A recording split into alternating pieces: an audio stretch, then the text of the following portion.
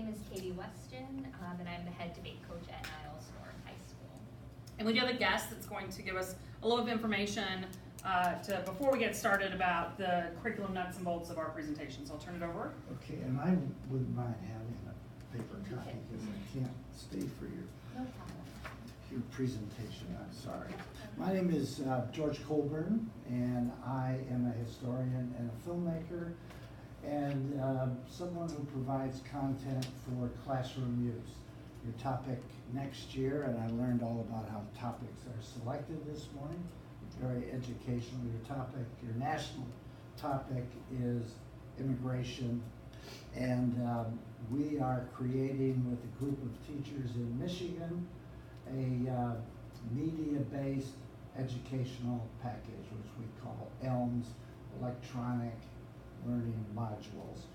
And my proposal to you, if you're a member of the association, and the association itself, we'd like to provide this package free of charge for anybody to use across the country in this coming year. And you can get details from me by just sending an email. There is propaganda up here at the front table. Well, it's not exactly propaganda. Let me just say that we, across curriculum, we have completed a pilot that's economics based.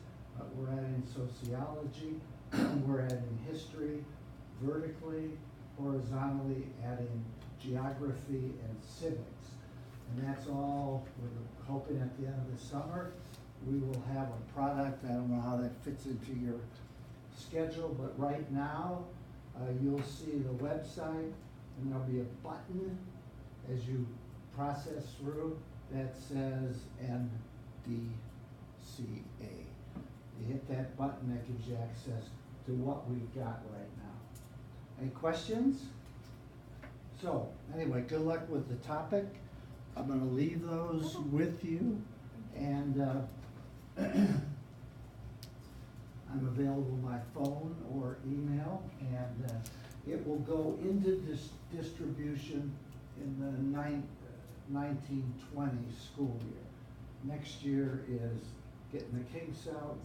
We have a presentation at the National Social Studies conference here in Chicago next November. Our proposal got accepted in the last week or so. So maybe we'll see you back in Chicago in November. Thank you for the opportunity to say a few words. Thank you.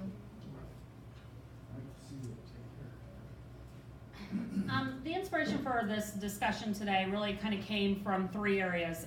The first, I felt the last few years I've really struggled at the end of the Debate 1 year with freshmen who competitive season's done in March. We primarily focus on policy debate at Glenbrook South, so itching to get the policy kids started on next year's topic. But knowing that I had kids in the class that also were doing either other forms of debate the following year or not doing debate at all. And how do I keep them engaged, when they've already checked out, they don't want to, a sector of my class that was not engaged in policy debate any longer.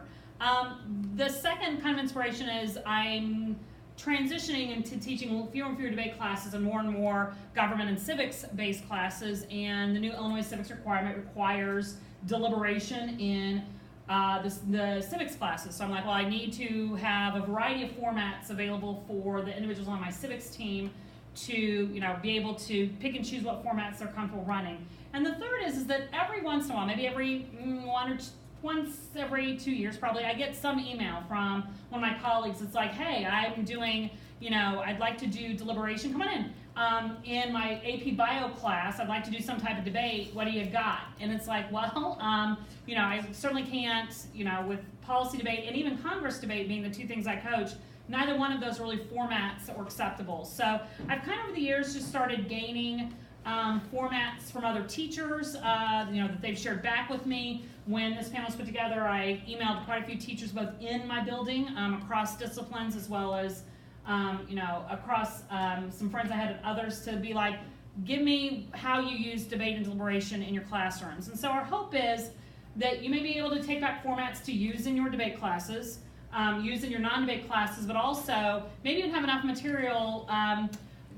When I sent this out, my IS is like, oh, it looks like you're going to run a professional development next year at Glenbrook South on debate across the curriculum, since you've already set up this presentation. So my hope is that you've got enough information that you may be able to do some type of professional development at your schools in regards to debate.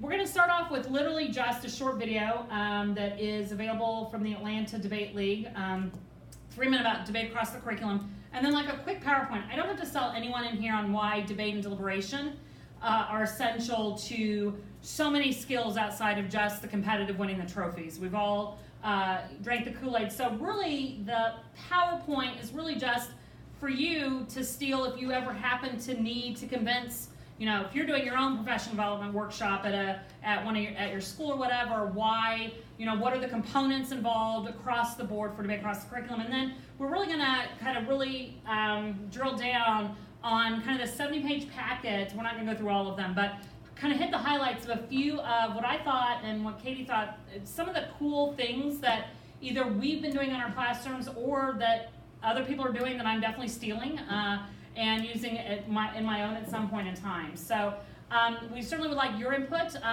If we saved a chunk of time for you to discuss formats of debate or deliberation that you may be using in your debate classes as well, to share with your colleagues. We also even carved out a little bit of time that I know when I leave to a conference, get a bunch of materials, I get home and then I never have any time to work on them. So we've been giving you 15 or 20 minutes to pick out one that you really liked and maybe start typing some notes or doing some adaptations to it, to your own lesson plans. So to start things off, we're going to, and for some reason my screen is now, there we go. Oh, of course. My screen is now dark. It wasn't dark until we started, and I get that it's probably now. Okay, we'll get it. We'll get there, Tara. Okay.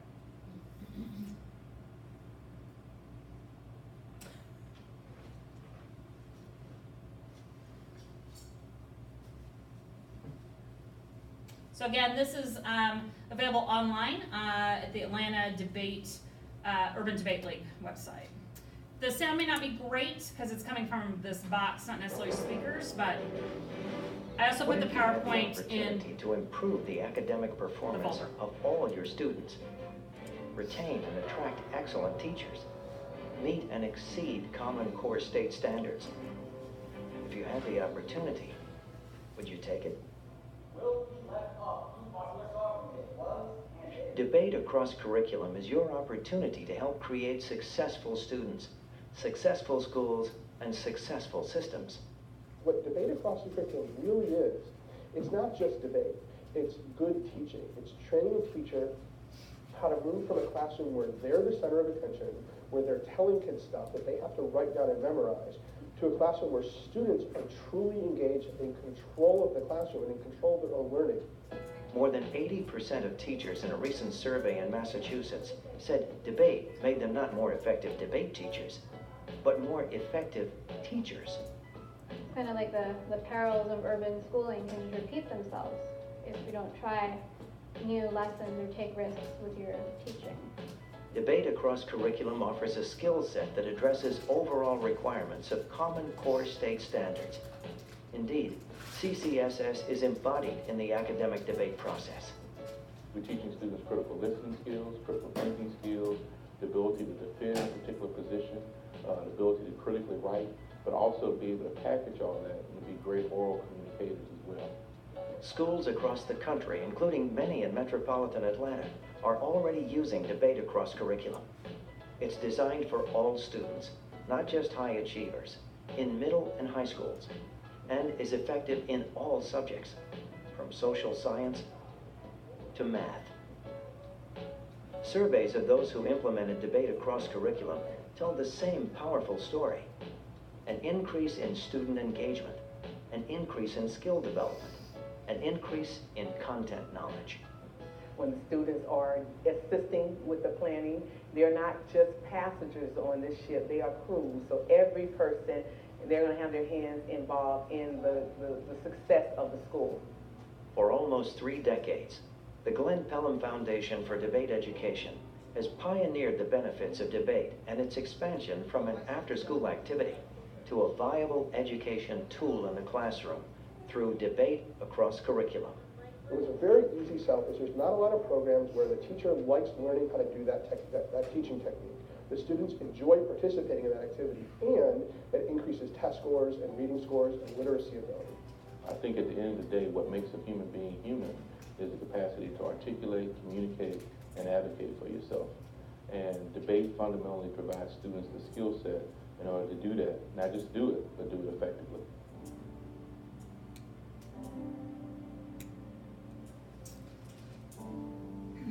Again, I don't think any of that information is new to us. I think it's well done if you need to show other colleagues, administrators, and so forth. Oh, watch the wedding outtakes. Excuse me. Yes. Actually, it is new to me. Sure. What's the website, Glenn Pelham? So this came from the Atlanta Urban Debate League. So if you Google that, also, I put a copy of this PowerPoint in the NDCA folder. So there's a conference folder online, so you can either access now or later, and you can absolutely grab the whole shebang. Because I'll be honest, some of this we created. A lot of this we literally, and you'll see credit given to lots of different people in here. So there's lots of available stuff. I think what is nice about what we've done is I think we've pulled just a collection of things to make it easy for people to access. Again, all of this, there's a few places that I thought gave and jotted down. It's on one of the first 2 pages of that big packet before there's a gazillion lesson plans. James Madison University has a website kind of housed within there. So if you Google James Madison University and debate across the curriculum, they put quite a bit, and a lot of it's college centered, but certainly easily adaptable to high school students, middle school students. Some of the examples they have up there are debates that happen in nutrition classes and so forth. Also, a lot of material available through the Boston Debate League. They actually have a debate across the curriculum manual that all of their debate coaches receive. They had a ton of formats of different, both mini debates and different formats for mini debates that you could use. I pulled 1 or 2 in the large packet that we have, and a couple of longer formats. So if you are needing to do more than just find a format for your class, but you're wanting to do, run your own professional development, again, I'm going to share with you kind of an introduction from that handbook, and we'll go through quick. But again, this 100%, these next 5 slides to kind of set us up before we look at the resources that we have come from that Boston Debate League handbook. There's also a book that I've not read, but a few people recommended from debate that was written by Tuna Snyder, 2005. I think it's called Switching Sides, Debate Across the Curriculum. That's also noted in the packet, but again, you could, it is available for free online. I put the PDF, you could certainly buy it at Amazon, but also University of Vermont has made it free access through PDF. So the Boston Debate League set up what they thought were the 5 core elements that any debate or deliberation that you do in a classroom needs to have. And I think those of us that maybe have been doing debate for a while kind of get this, but I thought it did a nice job just kind of getting it down to the bare bones. Again, if I were back at my high school running an hour-long workshop on a professional development day, I would spend more time talking about this. But they talked about the first core component is that of advocacy, that any format that you opt is that you need to require the students to advocate for something, take a position, and that it should be oftentimes, although there are a few examples that we have for you that don't fit the second criterion, that there should always be a resolution or position statement around the kids. And that's why I find that any discipline can use debate in their classes. There's controversy whether, Greg Malice has applied some math ones here for us to take a look at real quickly. I didn't really understand most of the stuff going on in there, but that's okay. That there's controversy even in, math, in my mind would have been the hardest to have done, and Greg's like, oh no, there's absolutely tons of controversial statements that you can make in math. So the idea of student engagement and that every student at some point should be active in the activity. Quite a few rubrics are included in the packet that we have for you that grade the students even when they're not speaking? Are they note-taking? Are, they're on their Chromebooks or on their phones? But just, whatever format you adopt, it's kind of essential that all students are engaged in the activity at some level. And that, most of these times you set up the rules and it should be student-driven, not teacher-driven. And again, I think most of us, a lot of us have done deliberation formats in our classroom and really kind of only get involved if if the students are no longer speaking or if it becomes an unsafe space. But other than that, it should be fully student-driven after the kids are given the criterion. Let me know if I'm going too fast, because like I said, I think for most of this is stuff that if we're a debate coach, we know. The use of text-based evidence. We know that the primary benefit of debate is developing literacy skills. So most, if not all, of these formats require the students to bring in text. And the formats vary across discipline, across topic area. Requiring students to cite that source in that text for a lot of these formats are important. Certainly, maybe we just getting done with the APs. A lot of this type of deliberation, certainly text-based evidence isn't, being brought in when the students are taking AP tests, but allows the students to think about always supporting their argument with, secondary level of argumentation. And again, use a variety of text to scaffold the debates. One of the ones that I'm most excited to share with you about, and again, there's nothing here that's super innovative, but having your debate students do a podcast of a debate, of the two individuals using storytelling as the primary means of persuasion. And you start off the lesson with having them listen to a debate over a podcast, because it's different how you engage your, it's usually much more laid back the way you engage your opponent, not oftentimes, but and that the idea of storytelling is so important. And I'll share with you what I'm getting ready. I literally start with my kids on Monday, so I haven't done it yet. So I may be way too excited and may go over like a lead balloon, and that's part of teaching. But kind of the last thing to finish up our discussion of immigration in my Debate 1 class. Note-taking, I usually require the kids, and I think most do, to implement some type of note-taking while the debates are going on. I've given kids incentives that the deliberations that we do in class, the notes that they take, they can use on their next test. Those types of things to really make sure that kids stay engaged. And I always tell to the kids that it's essential, and we do this obviously when we teach competitive debate, that you gotta write down the thoughts and notes of your opponents if you're gonna answer them correctly. So same would be true in a deliberative format in a classroom. And the last one is just the idea of structured argument, that we know that arguing in a structured format enhances writing skills. That's certainly important. And again, I don't think any of us teach to the test any more than we have to. But that is a concern, that our students are able to do argumentative essays on both standardized tests and AP tests. And certainly the in-class format of deliberation allows them to do that. And make sure that whatever format you choose allows both for the development of their initial argument as well as refutation from the other side. There may be a few that we have that are more miniature in focus, that refutation piece may not be as prevalent, but certainly that's where the students tend to be the most engaged, is when they're answering their opponent's arguments. Questions, and again, I know I ran through that fast. I could have probably spent an hour on it, but most if not all of you debate backgrounds, and the debate's good and important and one of the most essential skills that we teach. So this is primarily just to, again, if you're needing to go back to sell debate deliberation in any type of curriculum, those are kind of the 5 things that the Boston Debate Handbook really kind of rested on. Do you have anything you wanted to say before we get into? Yep. The only thing that I'd add too is that I think that these 5 core pieces are super helpful, especially when talking to your administration. We too at Niles North were grappling with how to integrate civics into our curriculum, which I think Tara spoke about. But that was a big discussion that happened in Illinois, where every public school has to roll out a civics class that meets the state requirements. And so they came to me to kind of talk about how debate can be a huge component of that. And so hopefully what you see in this curriculum packet that we'll present are some really useful tools for you to take back to colleagues and for conversations with your administrators, because debate isn't something that should just be treated as a standalone, but it's something that I find myself integrating and my colleagues integrating into their curriculum on a weekly basis. And so I think that was part of our intent with this presentation too. Any questions before we get to literally some of the hands-on lesson plans, Jonathan?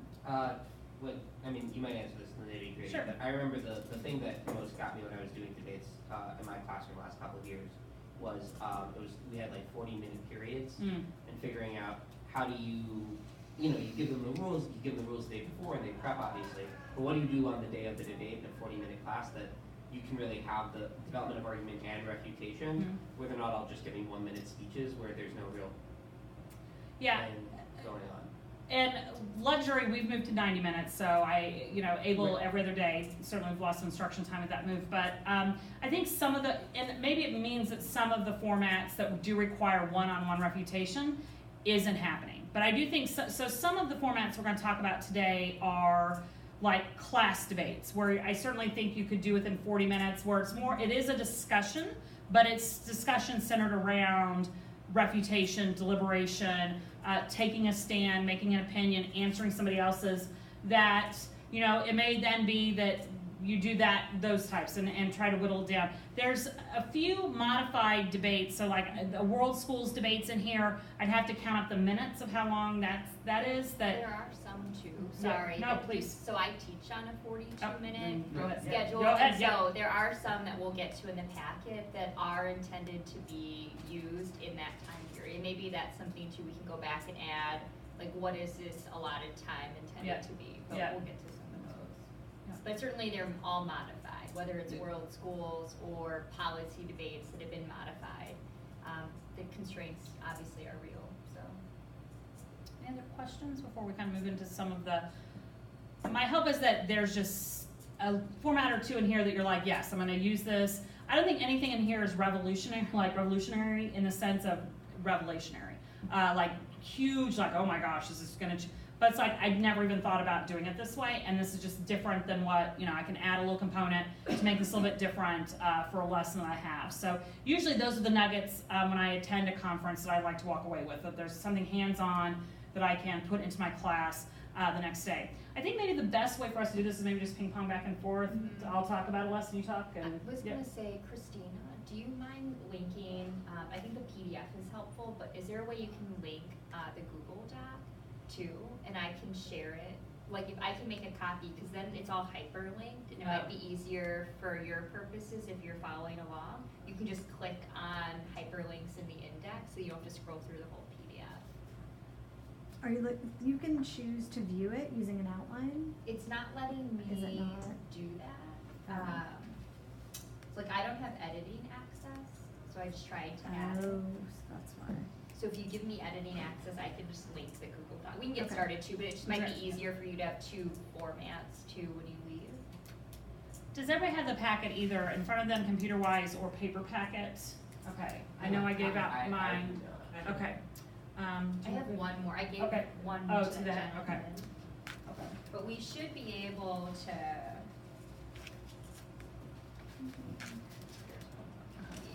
May mean that if you don't have computer access, you may need to share. Mike, are you able to get on the computer at all? I don't know how to get into it.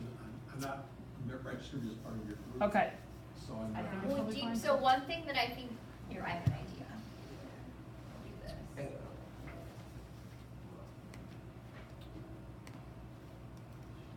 Katie, I just gave you access to edit the folder. Sorry, that was an oversight. Can I bother you to send me the link for the packet? I'm not part of the. I didn't realize that it was. Let's Here, just so I was just gonna suggest, Sorry. if people could email me, that actually, at least in this moment, could be a solution. Yeah, we can just And share the you documents could- and And I'll then- just share the doc with you What's your now. email? It's KATIE.G.Weston, WESTON, @gmail. And if you wanna get started with one, then I can share it with you individually, so you have it, and then we can figure it out later. So once you get the packet, we hope that it's nice and organized. Katie organize things by discipline even. I think an argument from the top is that any of these, even if they're listener math, can easily be altered to fit in a Latin American history class. That, you know, I thought it was important for us to, when other colleagues were sharing with us what they use, to kind of keep the format true to form, in the sense of seeing all the variety of topics that individuals are using deliberation on in their classrooms. So, you know, you see a Socratic seminar with cross-examination or math, and, you know, I thought it was important to see the math topic, but certainly any of these can be adaptable. And of course Yes, I think it. we'll get it there, it'll come back up here, I think. Yeah, that goes. There we go. And there it goes. I'm gonna choose one that, again, I don't think necessarily is gonna be huge in regards to earth-shattering, but I actually have used this about once a semester in my debate classes, because I think, especially if I'm having the students, you know, look at something, you know, a small part of a larger topic, maybe that topic's a little bit sensitive for the kids to talk about. It's a good way at the very beginning of the year, before the kids are real comfortable with whatever format you're teaching the kids competitively, to start thinking about switch side debate and refutation. So I use this silence debate. I also use it in my civic and AP government class, and it really, so it's on page 5 of the packet. Pretty much you're introducing a controversial issue. On a lot of these, I would love for the kids to do their own research on a topic that you're inviting them to think about, but class instruction time sometimes doesn't allow for that. So usually when I do this, you know, in the example I have here, I gave you a few examples that I've used. I give them an article or two that covers both sides of the debate. So, for example, we just last week finished our 2-day discussion on DACA. And again, when I do the next year's policy topic, I present it as a current event social studies topic. That way, my Congress kids, who they definitely need to know about the ins and outs of immigration, we debate that. There's usually one in each packet to every tournament we go to. To my the debate kids that aren't moving on, they absolutely, you know, knowing about DACA, right? Most of the time, the policy topic is relevant to current events. So, the last 2 months of my debate 1 class, we don't talk about counter plans. We don't talk about, I mean, little bit, but just so the policy kids can reference that. But most of it is from a social studies current events perspective. So we just now literally finished a DACA silent debate. The kids really don't know much about DACA, which shocks me, but again, it's super complicated. I think immigration reform and the language is super complicated. So I had the students read an article that I gave them. Again, you can certainly have them research their own. And then a student should take a pro or con stance on a key question. So you would devise that question. I've got a thing missing there. And then they should write in class a 2 to 3 paragraph defense of which side that they're taking. So this is really just a debate that's written out, and I found that students some of them would prefer to, I think, orally give the debates, but some of the students, especially if it's a sensitive subject like DACA, I have students in my class that have parents that are undocumented, so they're able to write things down on a sheet of paper that it's too cumbersome for them to talk about. So they'll write a 2 to 3 paragraph. I tell them an ideal position will have 3 arguments. They can use outside knowledge. I do give them a little time in that writing time if they want to do outside research other than the article that I give them. That's fine. After they do that, they need to go and find a student in the class that defended the other side. So it could be their best friend. It could be somebody that they partnered with in the past. It could be somebody they don't know in the class. But to find somebody in the class that has been on the opposite side, and you may need to intervene to make the numbers work. And they're to switch papers. So they've done it on a Google Doc. They share and switch the papers, and they're literally having a debate on the Google Doc. Again, this isn't like, I haven't reinvented the wheel here, but it's something that it's been a very easy, once you get the format down, very easy to implement, and it's something different for the kids to do. And the debate kids, even, your top level kids like the different format. And if they're learning something small, one area, an introduction to one area underneath a topic, it works really well. So they switch, they refute, it goes back to the original owner, and the original owner then gets a brief rebuttal time after reading the opposition, and then they turn it into me. And the student is graded both on their paper, which has both the constructive, if you want to talk about it that way, and the rebuttal, as well as a smaller grade attached, So if it was worth 20 points, then maybe 12 points is for their own paper and 8 is for the refutation that's on their partner's paper. There are times I haven't given a grade on this, right? Our school's really moving away from, you don't need to give them a grade on everything.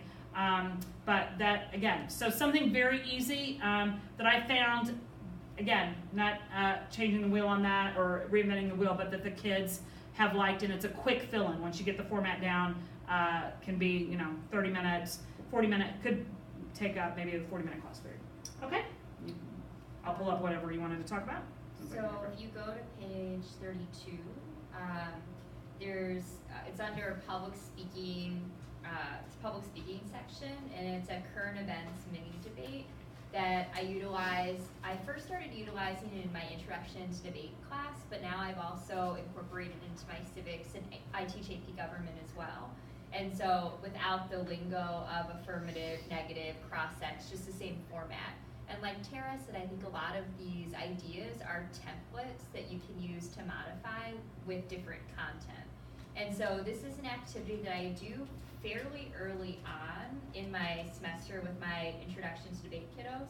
And what it is they research a number of different current events topics. And I allow a lot of student choice in this, because I think it's that kids have different interests, and it really tends to go better if students have a choice in what topic they do. And so if you scroll down, or if you're on the paper copy, I included some sample topics that I've used in the past. I use other ones than just these, depending on how many students I have. But the way that it's set up is that I allow students time in the library. It might be referred to as the IRC in the lesson, because that's what we call our library at our school. But students practice researching. They make cards, and I use air quotes there because it's not really a traditional card necessarily with a tag and a site. We call them annotated text, so they have to find a paragraph. And a good source they use is like pro-con, for example, or opposing viewpoints, just to kind of get their feet wet and be exposed to different perspectives on a given topic. And I think that website in particular, I'm sure a lot of you are familiar with it. It's like opposingviewpoints.org or .com. It's, I think, super accessible for kids that are first starting out as well, because it's organized in a really easy way. So what students will do is they'll actually work with a partner to create their talking points. So I included a template as well that I give them, where they actually create a Google Doc. So I share the Google Doc with them, and they make a copy of it, and it's all done electronically, and they share their Google Doc with me so we can check in. And I included the check-in dates as well. And so what I do is I have them come up with a hook, for example. So they have to come up with a statistic or an interesting quote to catch the audience's attention. And then what they do is they present in sort of a constructive format some of their first arguments in favor or opposed to the topic. So for example, one of the current events topics, it might be about gun control legislation, right? The government should have stricter gun control legislation passed, or it should not. And so they'll present their arguments. There's a little bit of cross-ex time built in, and then there's a refutation piece. They don't necessarily do line by line, but I ask them to try to respond to what their opponents are saying. And so I've done this activity actually twice within a given semester. So the second time around, there is more defined line by line, for example. There are actual cards that I ask them to cut once we're a few months into the course. And so I think it's a very scalable lesson, because you can start off in a format that's less traditional debatey. And then as you build some of those skill sets with how to cut a card, how to do cross-ex, how to do line by line, then I think that you can scaffold it in a way that makes it more advanced. So, and I included the rubric, and there's a post-reflection survey that they do as well. Because I found that I think that getting up in front of your classmates is really challenging. I'm sure a lot of you have that in your classes as well. So I asked them to think about what they can do to improve, and then things that they think that they did well on. So it's very much like a self-efficacy survey. I know we're kind of flip-flopping all over the place, but there's no way we could highlight all of these. So I'd like to have you now kind of move up towards the top. For some of you, there's a 4 corners, which we're not going to explain, most of you already know that. But right after that, there's what's called the 4 square debates, and this is different. The paper copy 4 square debates didn't create a heading, so it is actually on page 17.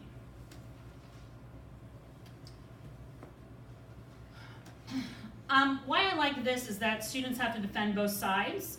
They don't really realize this at the beginning. I like to kind of surprise them. They have to pick a partner, and then they realize they're actually debating against their partner. They have to negotiate who's going to go on what side. So I didn't use it this year, but I did last year on our education unit at the end when we talked about school vouchers and charter schools. So again, why I like it is they do initially formulate their own personal opinion. Then they have to research both sides. Many of them have to then shed their personal opinion to advocate the other side. Because the debate, the way, it's kind of like musical chairs, the way the debate format has them operate is that they may be at one table debating one side, then they go to another table and they have to switch the sides and so forth, because part of the side debating is negotiated with your travel buddy. So we'll go through that here in a minute. Yes? So do you speed up the process for the researching the materials? Do you actually go to like opposing viewpoints or tell them some things, or print some articles and set them out and say, Usually, hey, yeah. to get them started? In an ideal world, they research on their own, and sometimes if the prep work is the day before the deliberation, they can do some of that at home, but most of the time I at least give them starter articles. Okay. Procon.org is good. Usually I just, for this on charter schools, I think I showed the class of video, I believe, to kind of engage them on both sides, and then I think I typed in like advantages of charter schools and printed out a good article from that, Googled then disadvantages of charter schools and Googled that. So,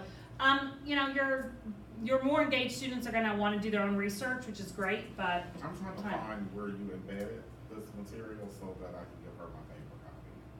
Where did you embed that at? It's in I didn't go to your email. It's in the conference folder. Okay, I'm in there, but... And fostering engagement in the classroom, that's the name of the folder. Okay, I see it. Is it? Okay, you're on the.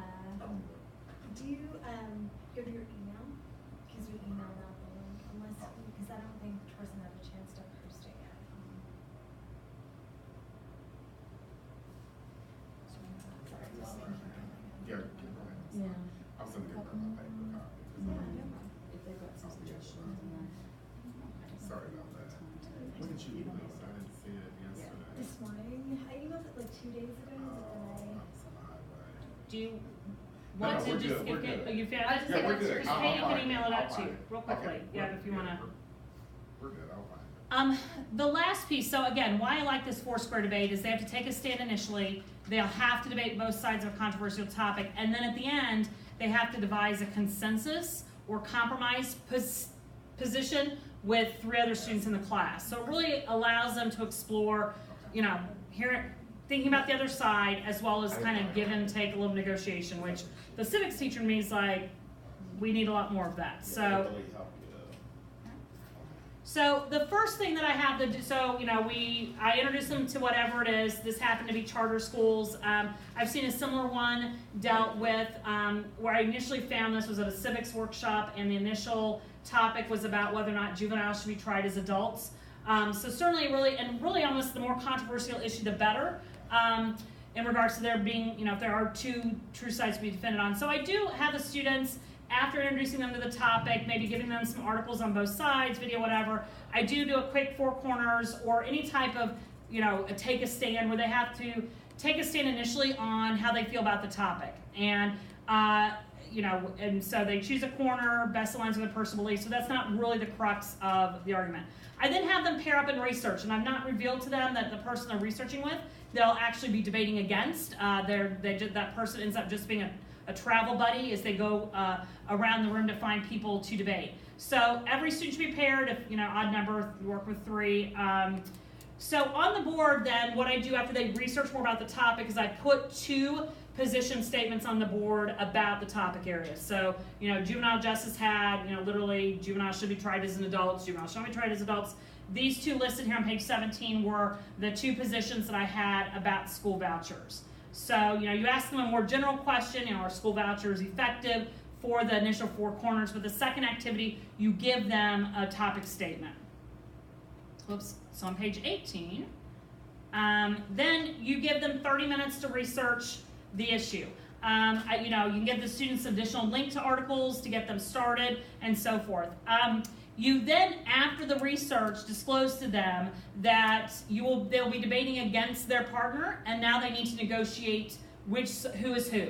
So Katie and I were best friends. We paired up because we thought that meant we were debating together, deliberating together. We do travel together, okay, after this research, but our research together, you want to stress to the kids, you're researching both sides of the topic. So if you really feel school vouchers are great, you definitely need that 30 minutes of research time from the articles I've given them, from their independent research, however you want to start that. It can be a homework assignment if you're working on shorter classes. So then I arrange the desks, so I have just the normal standard desks in my classroom, into 4 squares, where 2 individuals are then butted up against 2 other individuals. And so Katie and I then, we're pairs. We've now been, we have to debate against each other. We go and join 2 other individuals in a 4-square arrangement. I then actually join with whoever, if I'm position A, I join with whoever's position A in the other pair. And the 2 of us then debate Katie and the partner on the other side. And so I usually give them about, and they're just doing, when they debate, it's just kind of informal. It's a discussion, a deliberation. It's not like every person gets 3 minutes, but I go around and make sure everybody's contributing and so forth. And I give that 4 square 10 minutes. And then I tell the kids that they got to go find, with their travel buddy, so Katie and I still stay together, a new foursome. And then I reveal you've got to switch sides. So if I've been debating position A, Katie's been debating position B with that initial twosome, when they go musical chairs, go find another set, we then switch sides. We're still arguing against each other, okay, on the other side, but I've got a new partner. I do give them some prep time to think about, okay, now I'm debating the other side, formulate my arguments, but then I give them 10 minutes to do that as well. So 2 discussions, deliberations. They're debating both position A and B. Okay? The person that they initially paired with is just their travel buddy. The end activity then, so I call, so it's 2 rounds. I call time or whatever. The round 2, those 4, so my initial travel buddy, these 2 here, then have to devise their own statement in which all 4 individuals can sign off on. So it may be that all 4, even though I just argued position B, that charter schools, school vouchers would harm the overall education, maybe all 4 of us really do believe in position A, then we've got it pretty easy. But chances are the kids are going to develop a position statement somewhere between A and B. That, charter schools may be a good supplement, or vouchers may be, could be a small supplement to public education. That would be weird. But it's kind of complicated to think through, but if you think about it, it's just literally musical chairs. They're debating 2 other kids in the class. They have to switch sides for the 2 rounds. And at the end, I do think this consensus piece, and again, that's the civics teacher in me, that, we got to find a way for our youth to negotiate and compromise and to have any political discourse. So at the end, they have to find a statement that all 4, devise a statement that all 4 can agree on.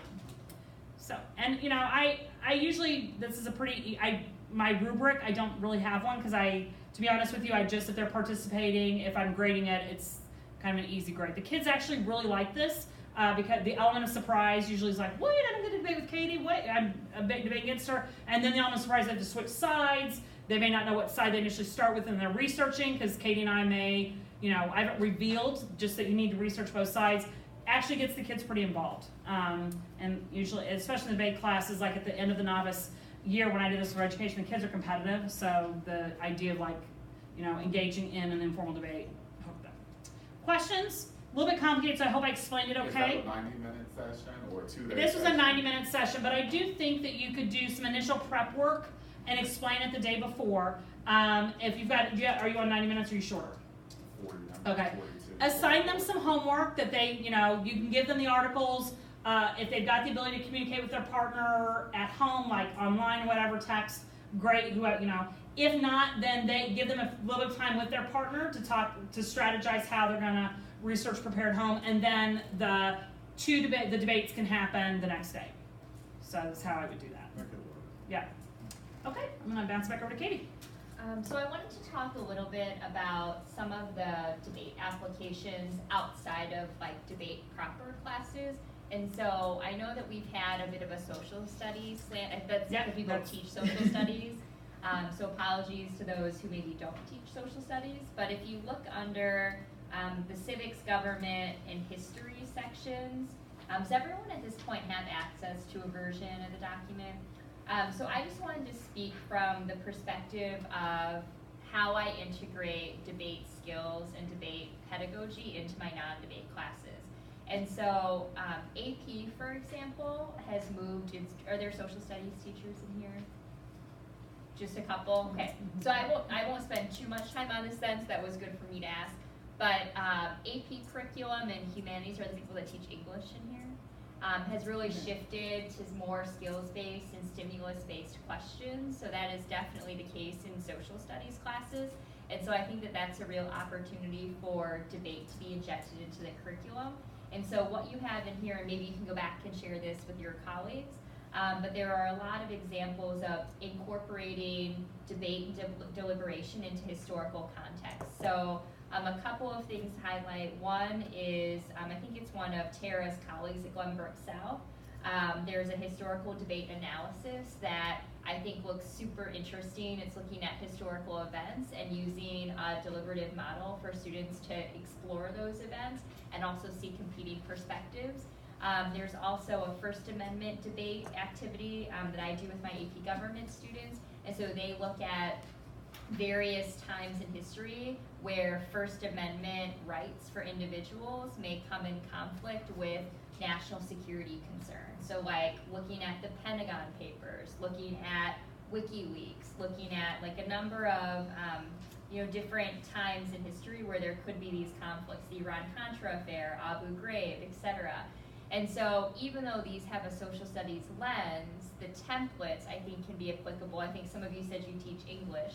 I could see applicability to like looking at a novel or competing perspectives when you're trying to hear tone or point of view. I think that you could take some of these templates and modify them. So you could have, I'm sure a lot of you do Socratic seminars in your classes, so we included some of those as well, and we don't have to spend too much time talking about that.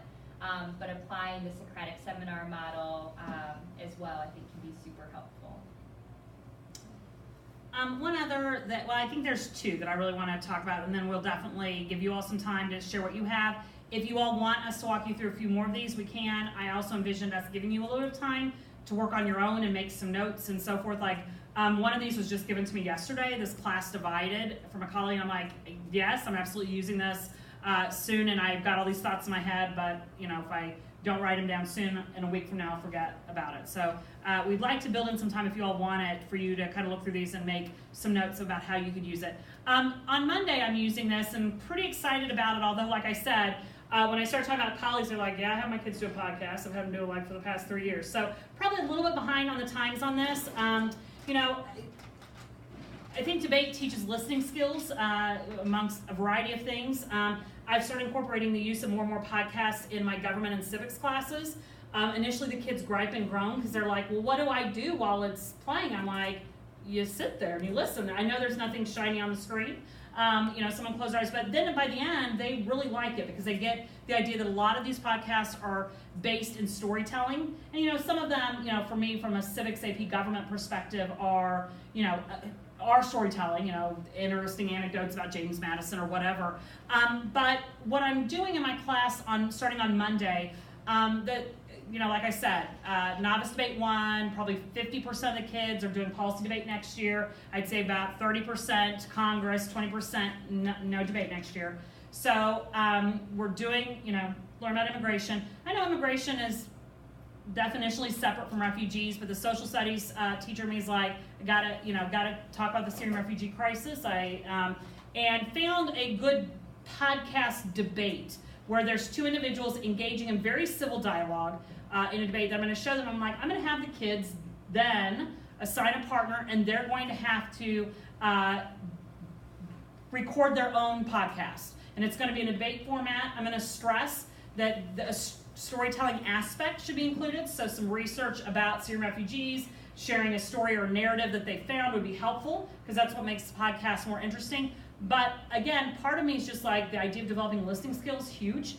We do that a lot in debate, but I think our non-debate kids also, definitely need that. So what I have here for you, this is on page 42. So what I'll be doing is on Syrian refugees. So I've listed the podcast debate here. If you like any podcast, you don't listen wise, all one word.com. It's offshoot of NPR, so they use most of NPR's, is for teachers with podcasts. They do very short podcasts. They give you discussion questions. I have found more stuff than I could ever use in my non-debate classes on this website. So it's a great just teaching tool as well.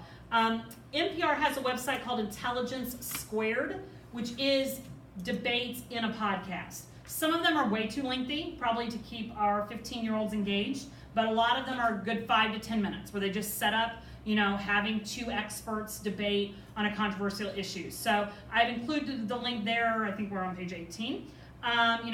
As they're listening to the podcast, I plan on having them just fill out a T-chart, note-taking during the podcast, at least the kids that haven't quite developed the how do I engage when there's nothing to see.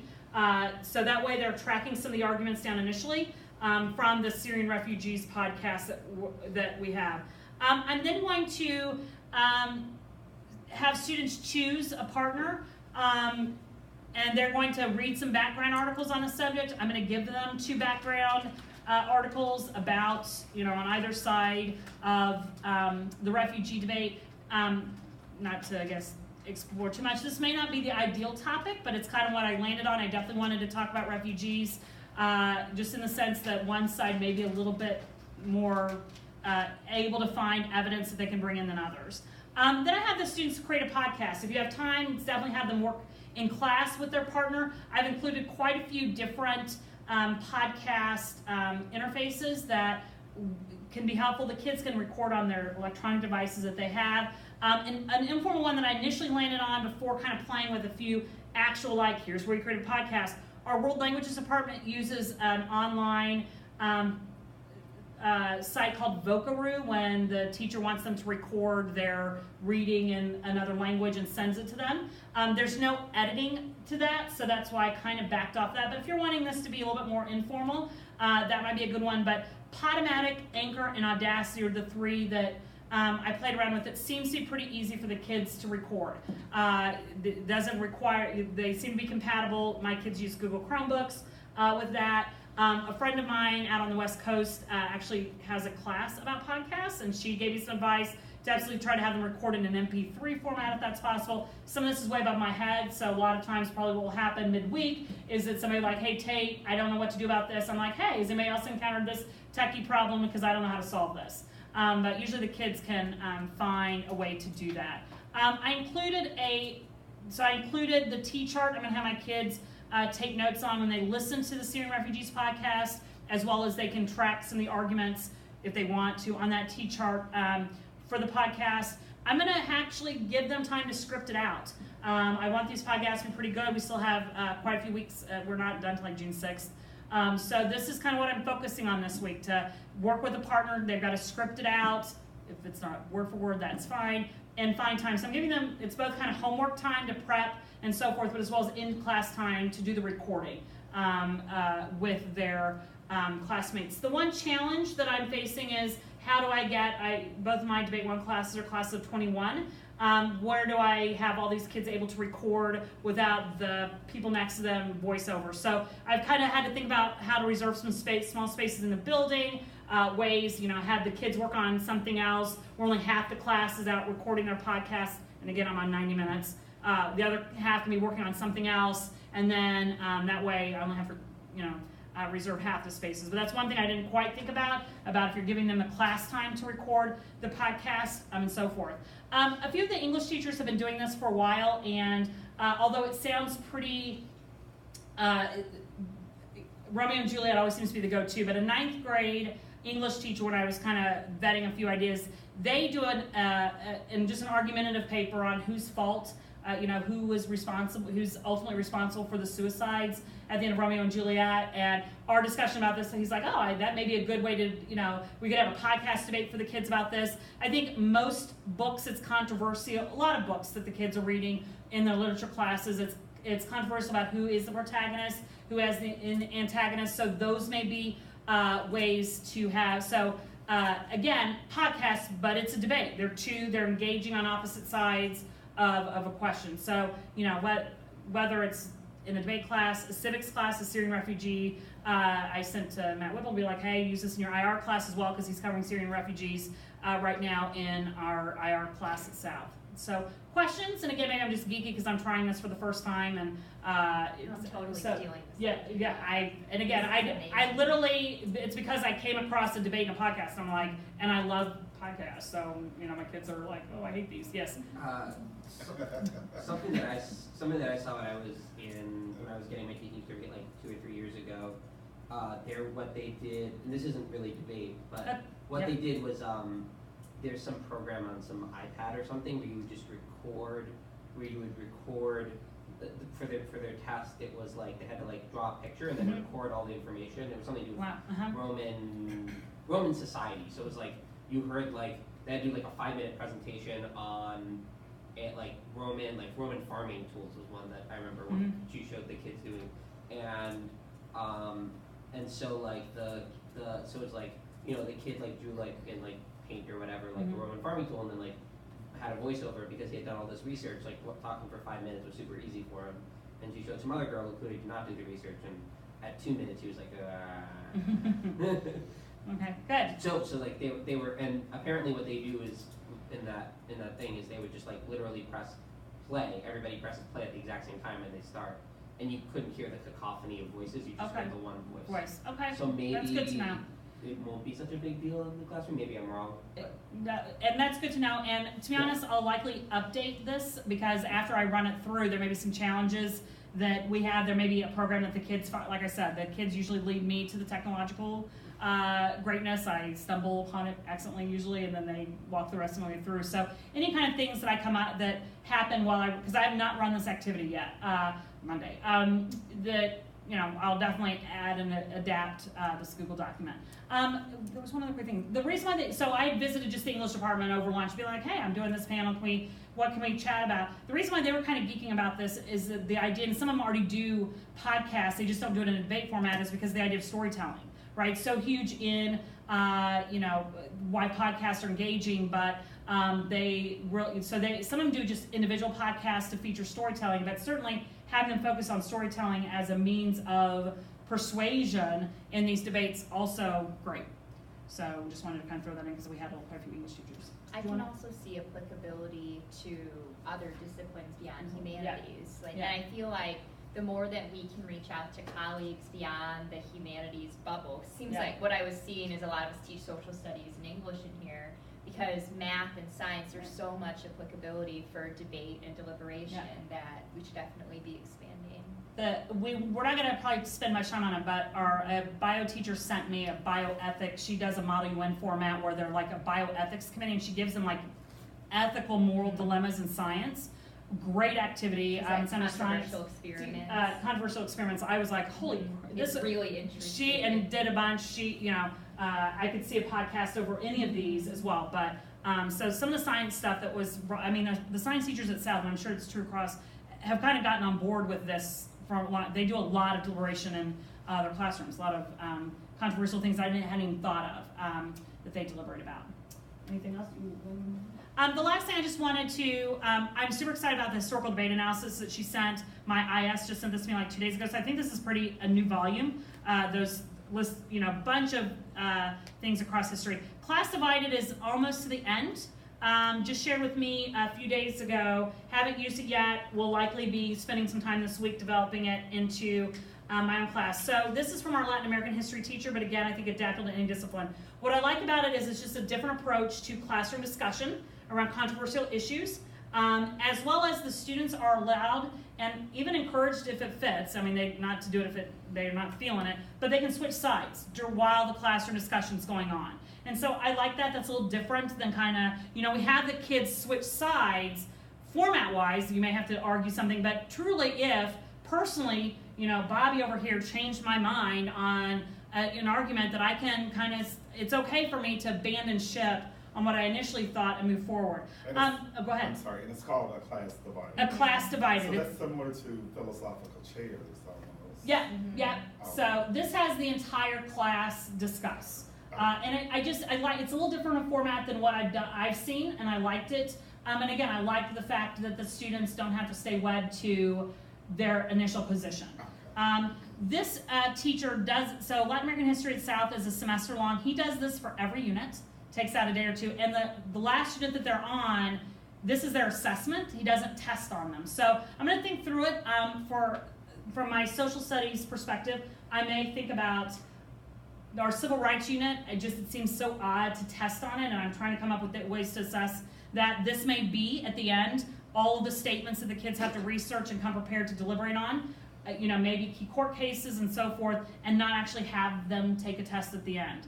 So it's an hour-long discussion because it's 4 position statements at 15 minutes each. So you could obviously maybe do 3 at 12 minutes each for those that are 42 minutes and so forth. Yeah, go ahead. Just a novel idea, or I'm trying to Sure. figure something out.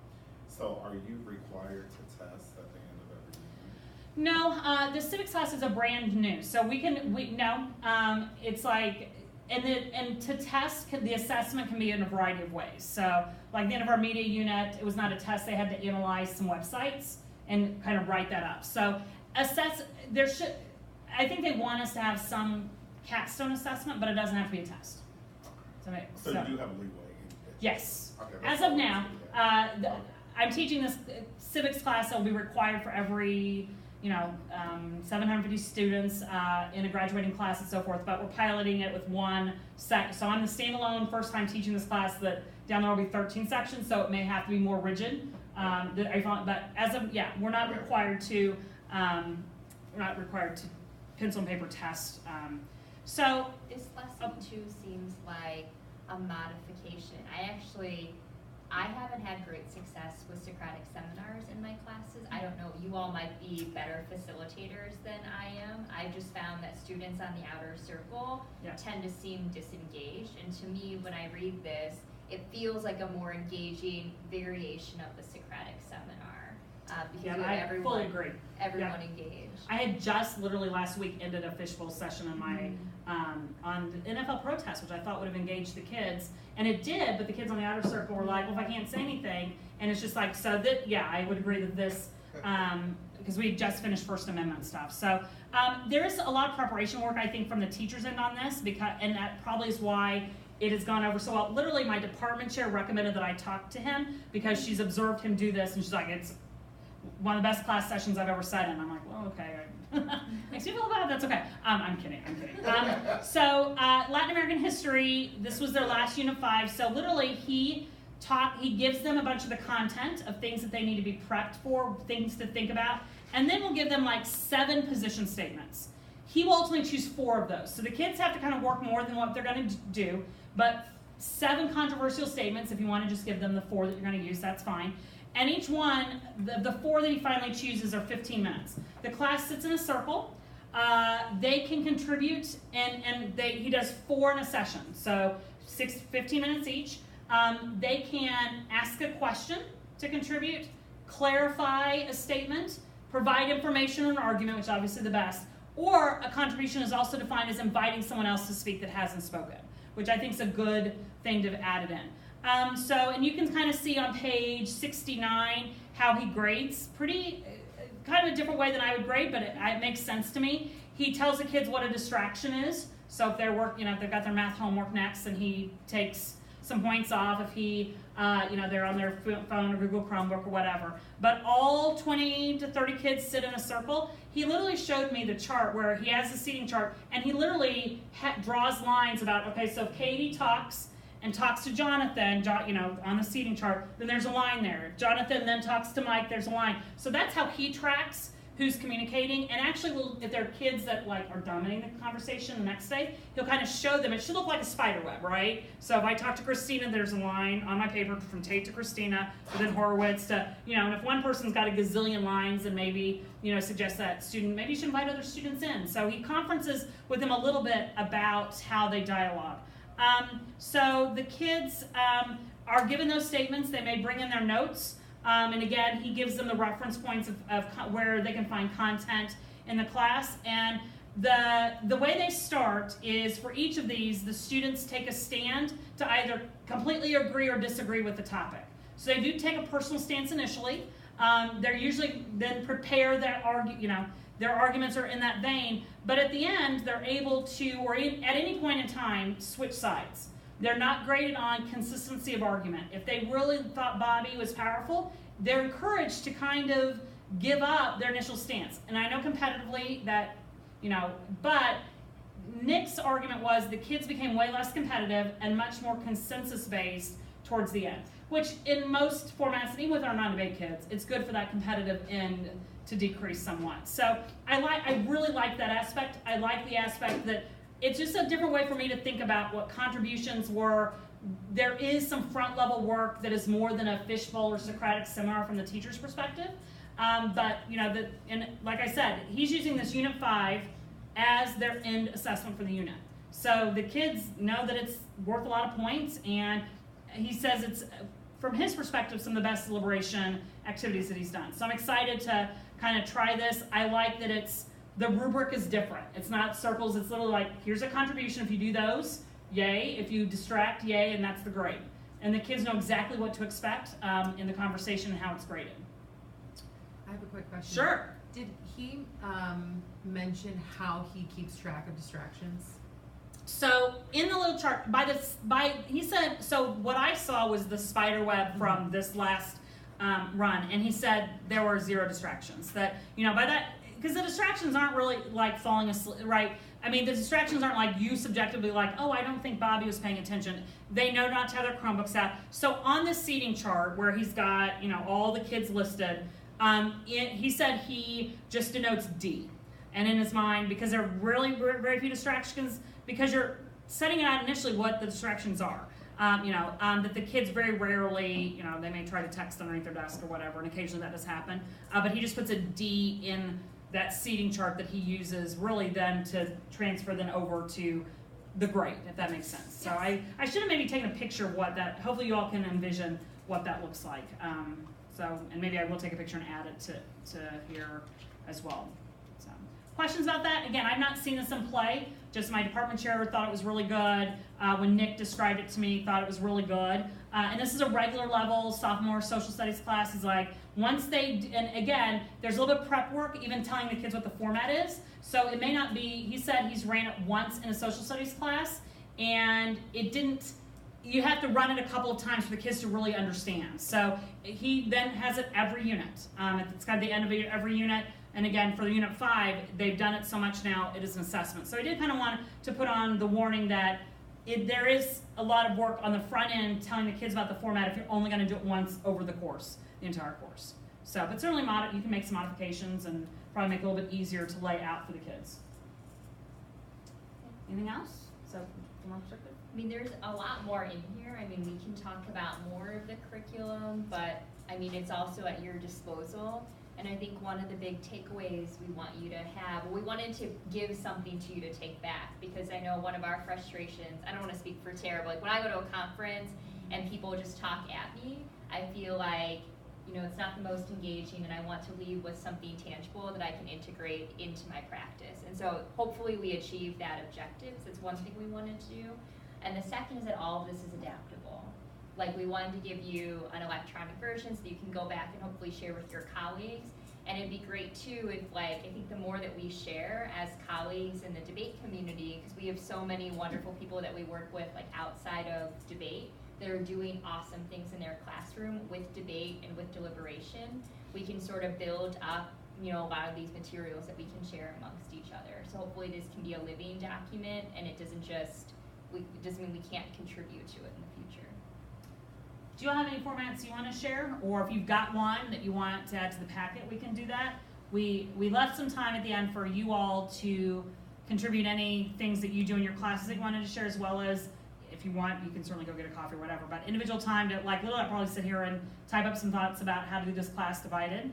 As we're talking, literally, this could be the end of our civil rights unit. Literally be like, students should have a right. So they love the Bong Hits for Jesus case, which is they hold up a sign at a parade that they were going to watch the Olympic torch go by, and some school kids held up a sign that said Bong Hits for Jesus, and the principals suspended them, and they sued the Galway Supreme Court about a First Amendment right. To literally make some of those cases be like, the Supreme Court should have ruled in favor of Frederick, who was the student, that his First Amendment rights were violated. So it kind of provide, I wish we could discuss all these openly in my classes, all these controversial things. But this, for me, this class divided, and hopefully you've got at least one that's like, yes, this is something I can, adapt to put into my classroom.